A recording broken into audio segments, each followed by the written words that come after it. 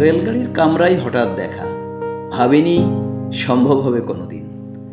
আগে ওকে বারবার দেখেছি লাল রঙের শাড়িতে, ডালিম ফুলের মতো রাঙা। আজ পরেছে কালো রেশমের কাপড়, আঁচল তুলেছে মাথায়, দোলন চাপার মতো চিকন গৌর মুখখানি ঘিরে। মনে হলো কালো রঙে একটা গভীর দূরত্ব ঘনিয়ে নিয়েছে নিজের চারদিকে, যে দূরত্ব সর্ষে ক্ষেতের শেষ সীমানায় শালবনের নীলাঞ্জনে। থমকে গেল আমার সমস্ত মনটা।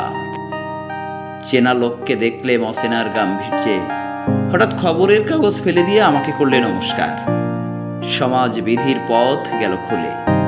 আলাপ করলেন শুরু, কেমন আছো, কেমন চলছে সংসার ইত্যাদি।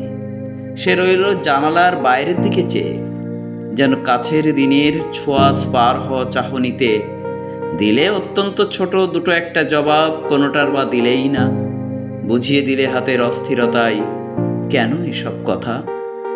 এর চেয়ে অনেক ভালো চুপ করে থাকা।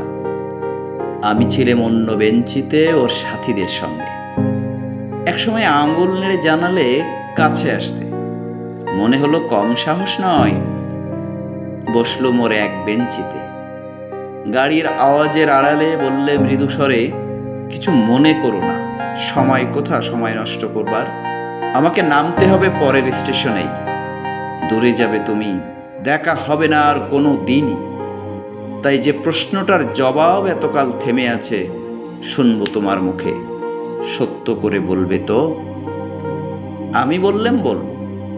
বাইরের আকাশের দিকে তাকিয়েই শুধ হলো, আমাদের গেছে যে দিন একেবারেই কি গেছে, কিছুই কি নেই বাকি। একটুকু রইলেম চুপ করে, তারপর বললেম, রাতের সব তারাই আছে দিনের আলোর গভীরে। খটকা লাগলো, কি জানি বানিয়ে বললেম নাকি। ও বললে, থাক এখন যাও ওদিকে। সবাই নেমে গেল পরের স্টেশনে, আমি চললেম।